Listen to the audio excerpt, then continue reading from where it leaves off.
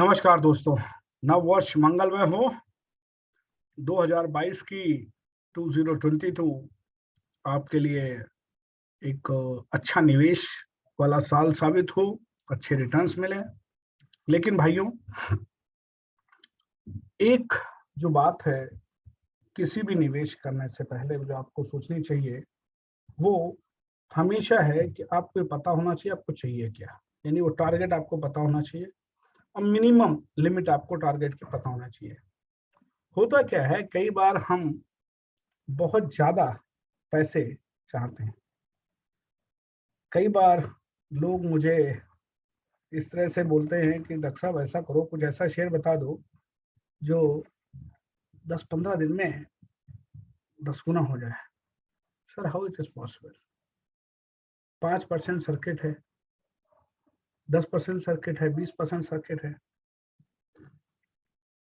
और कोई भी शेयर ऊपर जाता है साहब अपनी अंडर वैल्यूएशन के कारण। जिस दिन दूसरा डिमांड एंड सप्लाई के कारण, यानी सप्लाई साइड उसमें ज़्यादा होनी चाहिए, यदि पैसा आता रहे। अगर पैसा आ रहा है उसके अंदर, लोग खरीदना चाह रहे हैं तो पैसे ऊपर जाएगा।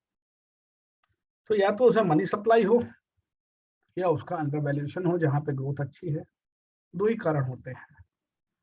अब अगर आप पैसा कमाना चाहते हैं तो पहले कमाना भी सीखिए और सबसे बड़ी चीज उसका प्राइस जानने की कोशिश करिए, एनालाइज करिए, अपना टारगेट ध्यान रखिए, सो दैट नए साल में आपकी स्टॉप लॉस कम लगे, नए साल में आपका पैसा कम डूबे।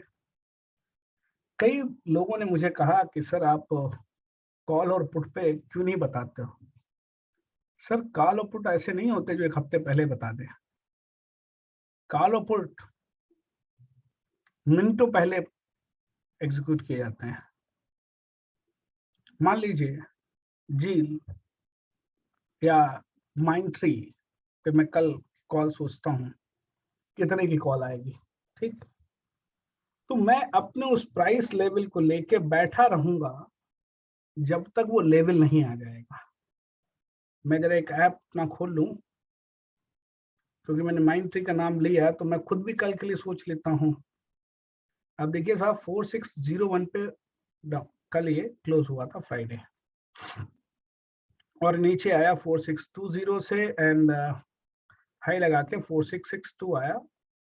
और अगर मैं इसके 15 मिनट की कैंडल देखता हूँ, जो कि जनरली हमें देखना चाहिए, तो एक गैप फॉर्म अप हुआ है विच इज अराउंड 4700 से नीचे गिर के आया।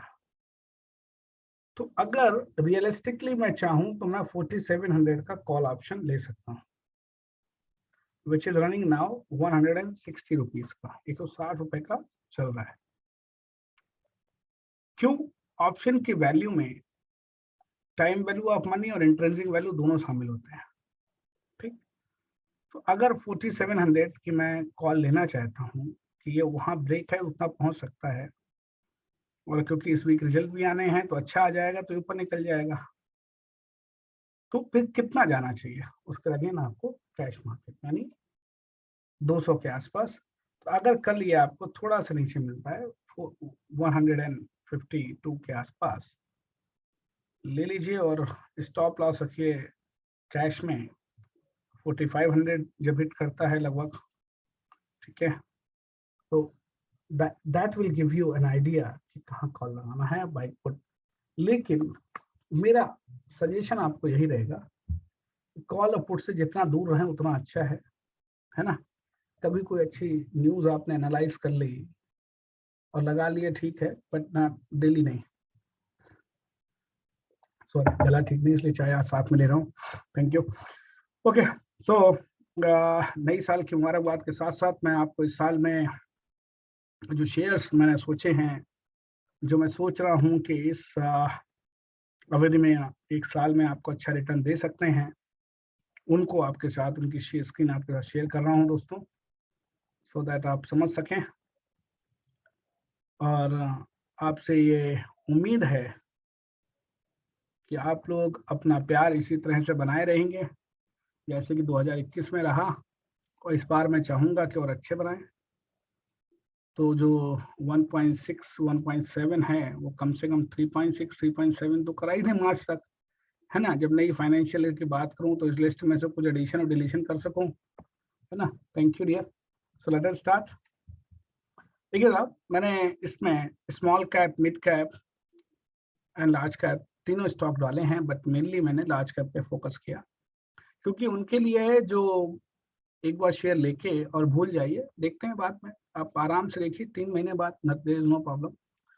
सो बजाज फाइनेंस उस कैटेगरी का शेयर है, लार्ज कैप का, रखिए आराम से, ले लीजिए, कोई टेंशन नहीं। अच्छा, मेरे 2 दोस्तों ने मुझसे बजाज ऑटो और हीरो मोटोकॉर्प्स का भी पूछा है, मैं उनकी बात करूंगा। तो बजाज फाइनेंस रखिए आप, IEX रखिए, लॉन्ग टर्म है। आइडिया स्मॉल कैप है, लेकिन इसके फॉर्चून्स मुझे बदलते हुए लग रहे हैं, तो अब कुछ हिस्सा आप यहाँ भी लगा के रख सकते हैं। HFCL IT सेक्टर में एक अच्छा काम करने जा रही कंपनी, ठीक है, आप इसको रखिए। अशोक लेलैंड कार्स में, केस हैवी व्हीकल्स में अच्छी कंपनी है। Tata power, Tata Motors, both has performed in 21 and I see no reason that they will not perform in 22, so keep them. IRB Infra is one of the infrastructure company which is low PE पे है भी और अच्छा काम कर सकते हैं। AB capital रख सकते हैं। IRCTC अभी भी बहुत दम है इस शेयर में, 740 760 के बीच में जब भी मिले आप इसको ले लीजिए। वेल अच्छा है, इंफ्रास्ट्रक्चर के साथ कंपनी है। फेज 3 ऑटो फैब एक ऐसी कंपनी मुझे मिली अभी कुछ दिन पहले, जो एक अच्छी कंपनी है और आपको अच्छा रिटर्न दे सकती है, तो इसको रखिए आप। रेणुका शुगर और राणा शुगर मेरे अर्ली रिकमेंडेड स्टॉक्स हैं, उनको रखिए।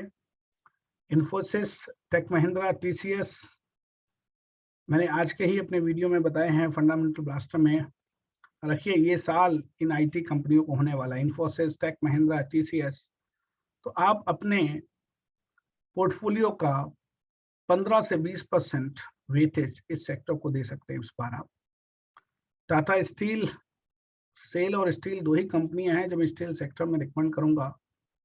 HDFC bank, axis bank, SBI, इनमें आप देख सकते हो। HDFC बैंक लॉन्ग टर्म के लिए आपके लिए बहुत अच्छा है, SBI बहुत अच्छा है, एक्सिस बैंक आप रोटेट कर सकते हो क्वार्टर टू क्वार्टर।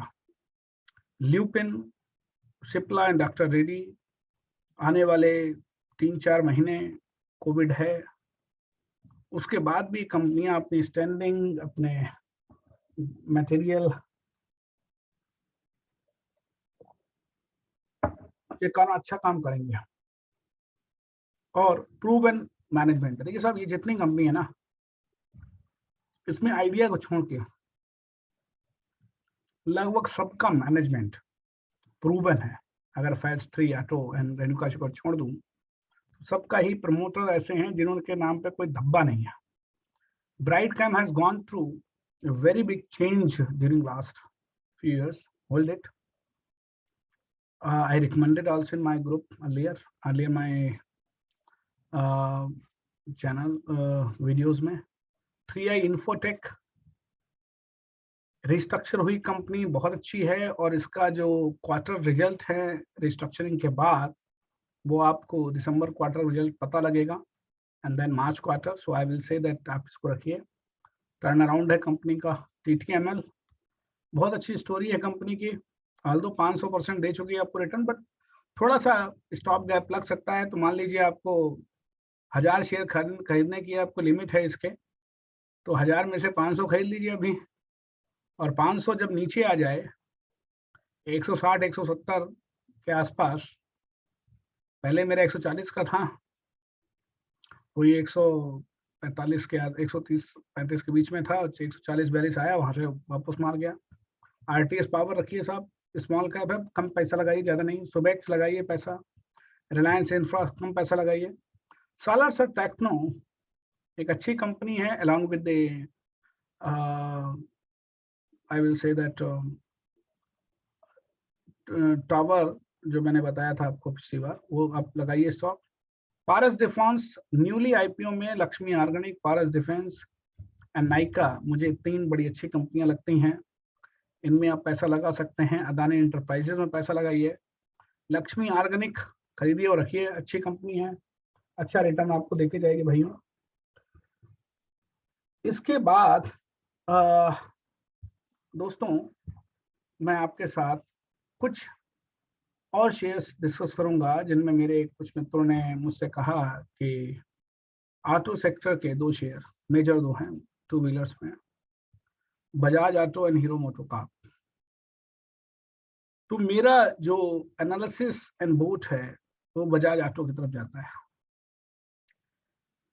क्योंकि बजाज ऑटो की जो मैनेजमेंट है उन्होंने, राजीव बजाज जी ने प्रूडेंटली ये प्रूव किया है कि वो नई टेक्नोलॉजी को एक्सेप्ट करना चाहते हैं और एस्टैब्लिश्ड जो कंपनी के रूल्स हैं उनके अगेंस्ट भी जाना चाहते हैं। आपने देखा जब उनके फादर से उन्होंने टेक ओवर किया और बात आई बजाज का चेतक बंद करने की, स्कूटर बंद कर दिया भाई ने, और बजाज साहब नाराज भी हो गए, बड़े बजाज इसलिए उनसे।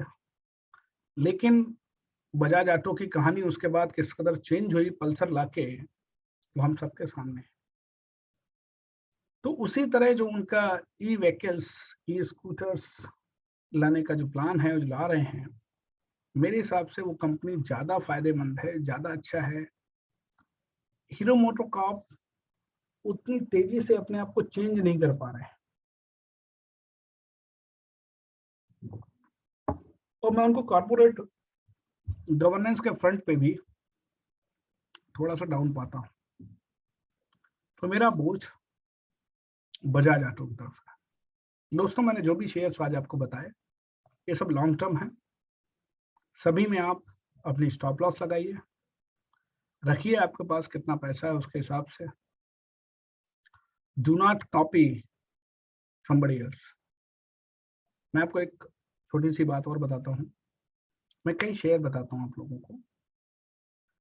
तो पहली बात तो आप ये मान लीजिए कि सारे शेयर तो मैं भी नहीं खरीद सकता, है ना।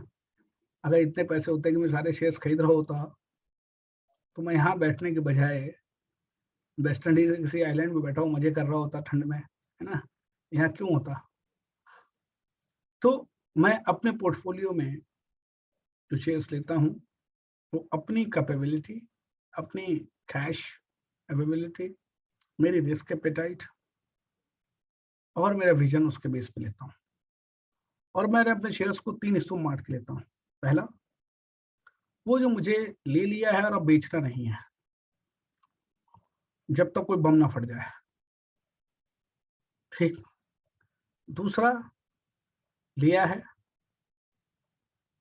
मेरा उसके लिए टारगेट है 2 महीने, 2 साल, 3 साल, एक पर्टिकुलर प्राइस है, जब तक उस सेक्टर की स्टोरी रहेगी मैं उसको होल्ड करके रखूंगा। स्टोरी खत्म, शेयर खत्म। तीसरी कैटेगरी वो है जो मैं केवल न्यूज बेस्ड प्राइस के लिए खरीदता हूँ।